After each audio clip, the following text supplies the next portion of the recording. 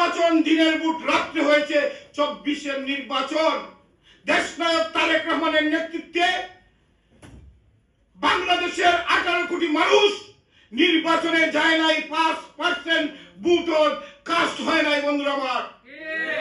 যেভাবে আপনারা ঐক্যবদ্ধ হয়েছিলেন একইভাবে আমরা যুক্তরাজ্যে প্রবাসে থেকে দেশনায়ক তারেক রহমানের নেতৃত্বে আমরা আন্দোলন করেছি জালিমের বিরুদ্ধে মাফিয়ার বিরুদ্ধে খুনি হাসিনার বিরুদ্ধে আমরা এমন আন্দোলন করতে পেরেছি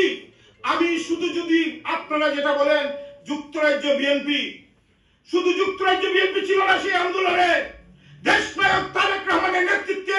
যেভাবে বাংলাদেশে বিএনপির সাথে সাধারণ মানুষ সম্পৃক্ত হয়েছিল একইভাবে যুক্তরাজ্য বিএনপির সাথে প্রবাসী বাংলাদেশিরা সম্পৃক্ত হয়েছিল তাই প্রবাসী বাংলাদেশিরাও এই বাংলাদেশে আসতে ভয় পেয়েছে তাদের উপরে মামলা হয়েছে হামলা হয়েছে তাদের বাসা বাড়ি দখল হয়েছে